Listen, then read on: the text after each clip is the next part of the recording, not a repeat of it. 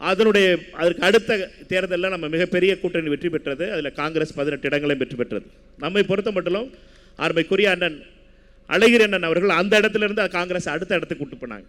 அதற்கு அடுத்து கடந்த நாடாளுமன்ற தேர்தலுக்கு முன்னாலே 5 வருடங்கள் அண்ணன் டேர்ம் முடிஞ்சதுனால சகோதரர் செல்வப்பிரந்தை அவர்கள் தலைவரானார்.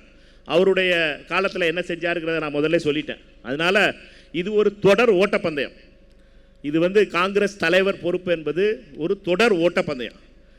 முதல்ல ஐயா கிருஷ்ணசாமி எப்படி அண்ணன் கேவி தங்கபால் அவர்களிடம் கொடுத்தாரோ அந்த ஓட்டப்பந்தயத்தில், அவர் அதை எடுத்து ஞானதேசிய அண்ணன்ட்ட எப்படி கொடுத்தாரோ, அதிலிருந்து ஞானதேசிய அண்ணன்ட்ட இருந்து எந்த நிலைமையில் அண்ணன் EVKS வாங்கினாரோ, அதிலிருந்து EVKS அண்ணன் எந்த நிலைமையிலிருந்து அண்ணன் திருநாவுக்கரசர் அவர்களோட கொடுத்தார்களோ, திருநாவுக்கரசர் அண்ணன் அவர்கள் அண்ணன் அழகிரி அவர்களிடம் எந்த நிலையில் கொடுத்தார்களோ, அண்ணன் அழகிரி அண்ணன் அவர்கள் எந்த நிலையிலிருந்து காங்கிரஸ் கட்சியை அண்ணன் செல்வப்பிரந்தை அவருடைய கொடுத்தார்களோ, ஒவ்வொரு காலகட்டத்திலும் ஒவ்வொரு தலைவருடைய பங்கையும் நாம் குறைத்து மதிப்பிட முடியாது. எல்லாரும் அவர்களால் முடிந்த அளவு இந்த கட்சியை காப்பதற்காகவும் கடினமான காலங்களிலே, அதாவது டெல்லியிலையும் சரி சென்னையிலே தமிழ்நாட்டிலையும் சரி ஆட்சியில் இல்லாத போது காலத்தில் இருந்து கூட ஆட்சியில் இருந்து இல்லாமல் போய் திருப்பி ஆட்சியில் இப்போ ஆட்சியில் பங்குக்கு வரைக்கும் வந்திருக்கணும். ஆட்சியில் பங்கு பெற்றிருக்கோம். நம்ம 2026 போது காங்கிரஸ் கட்சி மீண்டும் எழுந்து வருகிறது என்பதை மட்டும் நான் மறந்துடக்கூடாது. நம்மை பொறுத்த மட்டும் வரலாறு சொல்லும் போது இதைத்தான் சொல்லப்போகுது. வரலாறு இதுக்கு நடுவில் நடந்ததெல்லாம் மறந்துடும்.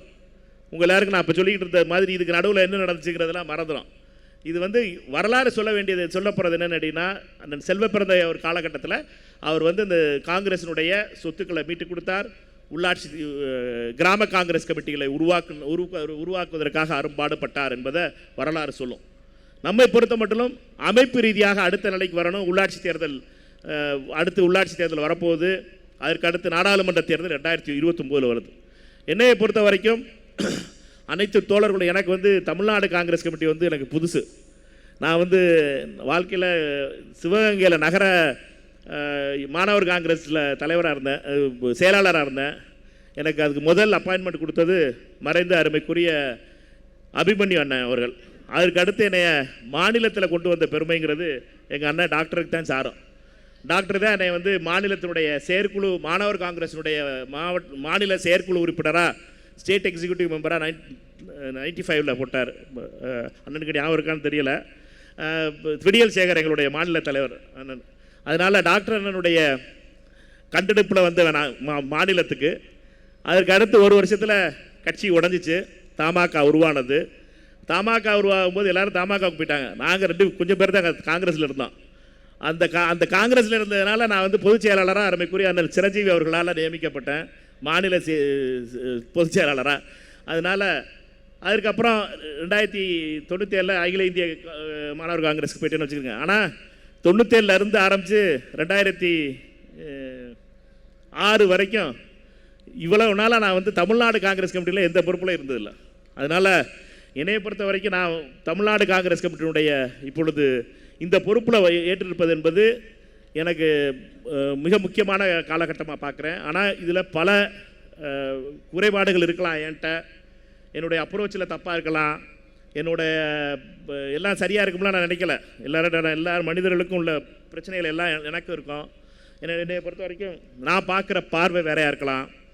ஆனால் என்னை பொறுத்த வரைக்கும் நம்ம எல்லோரும் கலந்து பேசி இந்த அடுத்த இடத்துக்கு கொண்டு போக வேண்டிய காலகட்டத்தில் இருக்கோம். காங்கிரஸ் கட்சியை அடுத்த இடத்துக்கு கொண்டு போகணும்னா நம்மளோட ஈகோவை விட்டுட்டு நம்ம எல்லாரும் சேர்ந்து பார்க்க வேண்டியதாக இருக்குது. காங்கிரஸ் கட்சி மட்டும்தான் நம்மளுக்கு முக்கியங்கிறத யோசிச்சுக்கிறணும்.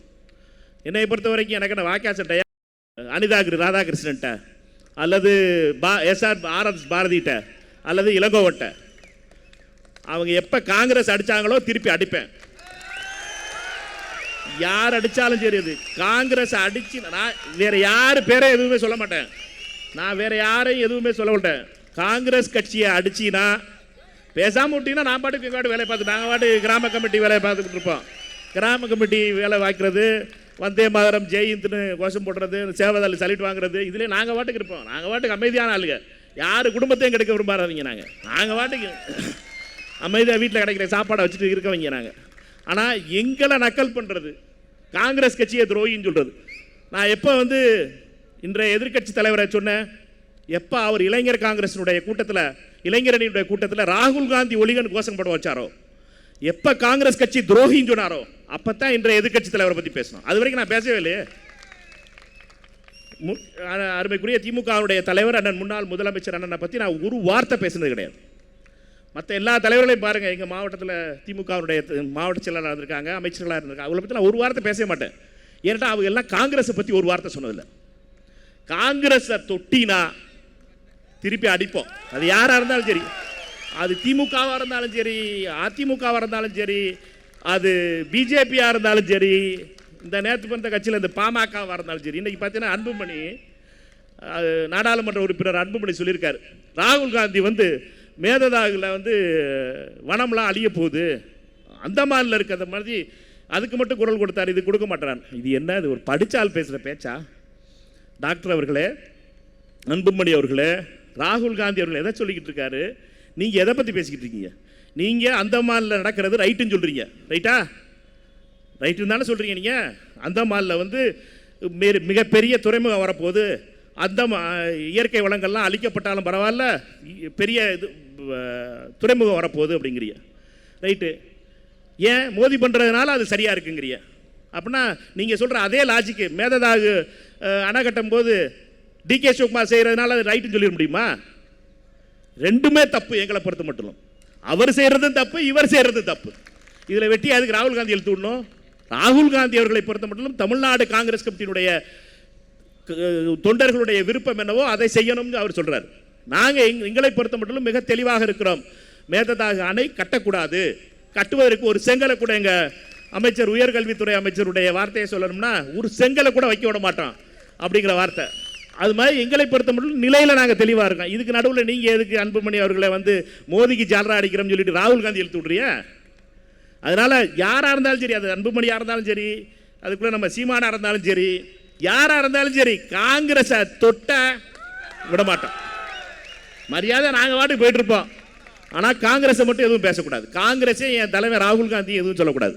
ராகுல் காந்தி தான் எங்களுடைய முகம். இங்கே எல்லா படங்களும் பாருங்கள், எல்லாமே ராகுல் காந்தி தான். ராகுல் காந்தி தான் நம்முடைய எதிர்காலம். ராகுல் காந்தியால் அதை மட்டும்தான் காங்கிரஸ் கட்சி தமிழ்நாட்டில் மீண்டும் எழுச்சி ஊறும். இதில் எந்த ஒரு சந்தேகம் கிடையாது. நான் ஒரு கருவி, அண்ணன் செல்வப்பிரத அண்ணன் ஒரு கருவி, அண்ணன் திருநாவுக்கரசன் அண்ணன் அவர்கள் ஒரு கருவி, அண்ணன் அழகிரி அண்ணன் ஒரு கருவி, ராஜேஷ்குமார் அவர்கள் ஒரு கருவி, விஸ்வநாதன் ஒரு கருவி, பிரவீன் அவர்கள் ஒரு கருவி. நாங்களாம் ஒரு கருவி தான். ஆனால் நம்முடைய முகம் என்பது ராகுல் காந்தி. மக்கள் மேல் இருக்க நம்பிக்கை என்பது ராகுல் காந்தி. ராகுல் காந்தி அவர்கள் பிரதமராக வேண்டும் என்பதுதான் நம்மளுடைய லட்சியமாக இருக்கணுமே ஒழிய மற்ற எதுவுமே நம்மளுக்கு தேவையில்லை. அதை யாராவது தொட்டாங்கன்னா, அதை யாராவது பேசினாங்கன்னா அவங்கள விடக்கூடாது. சரியா? இதில் எல்லாரும் ஒத்துக்கிறீங்களா இல்லையா? ரைட். இதில் ஒன்று தெளிவாக இருப்போம். நம்ம ரெண்டாவது ஒன்று என்னென்னு கேட்டிங்கன்னா, தாவேகாவுடைய கூட்டணி மந்திரி சபையில் நம்ம இருக்கோம். தமிழக முதலமைச்சர் சகோதரர் விஜய் அவர்களுடைய தலைமையில் ஒரு நல்லாட்சி நடந்துக்கிட்டு இருக்கு. அந்த நல்லாட்சியில் நம்முடைய அமைச்சர்களுடைய பங்கு இருக்குது. நம்ம அமைச்சர்கள் 2 பேரும் அதுவும் கடுமையாக உழைத்து மேலே வந்திருக்க 2 அமைச்சர்கள், அதாவது ராஜேஷ்குமார் அவர்கள் சுற்றுலாத்துறை அமைச்சர்களாக இருந்தாலும் சரி, அருமைக்குரிய அண்ணன் விஸ்வநாதன் அவர்கள் உயர்கல்வித்துறையுடைய அமைச்சராக இருந்தாலும் சரி, 2 பேருமே உழைப்பால் வந்தவர்கள். அவர்கள் எதுவும் ரிசர்வேஷன் கேட்டகரியிலாம் வரல, மறந்துடாதீங்க. அவங்க வந்திருக்கிறது அவர்களுடைய உழைப்பால் வந்திருக்கார்கள். அதாவது அவங்க பெரிய அப்பாக்கெல்லாம் ஒரு பெரிய இவங்கெல்லாம் கிடையாது, அவங்களோட ரெக்கமெண்டேஷன்லாம் பதவியில் வரலவங்க. அவங்க வந்தது அவருடைய உழைப்பால் மேலே வந்திருக்காங்க. இந்த உழைப்பால் வந்தவர்களை வச்சு நம்ம காங்கிரஸ் கட்சி இப்போ மேலே அடுத்த இடத்துக்கு போகிறோம். நம்மை பொறுத்த மட்டும் இந்த காங்கிரஸ் கட்சி அடுத்த இடத்துக்கு கொண்டு வரணும்னா நாம் இந்த கூட்டணி ஆட்சியில் இருக்கும்போதே காங்கிரஸ் கட்சியினுடைய பலத்தை கூட்டணும். எப்படி கூட்ட முடியும் அப்படின்னா, அவங்க பண்ணுற தப்பெல்லாம் நம்ம மேலே வருமே, அவங்க செய்கிறதெல்லாம் நம்ம மேலே வருமே, இந்த கதையெல்லாம் நம்ம சொல்லிக்கிட்டு இருப்பாங்க. தயவு செய்து ஒன்றை மட்டும் மறந்துருங்க.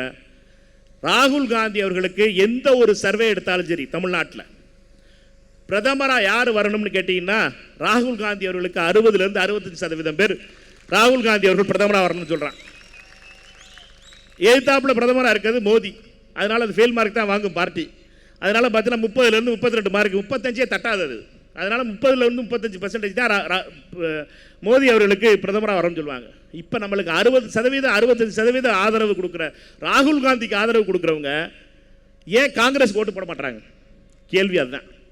நம்முடைய தேடல் என்பது திரு விஜய் அவர்களுக்கு 32% 35% வாக்குகள் இருக்கு. ராகுல் காந்தி அவர்களுக்கு 65% ஆதரவு இருக்கு.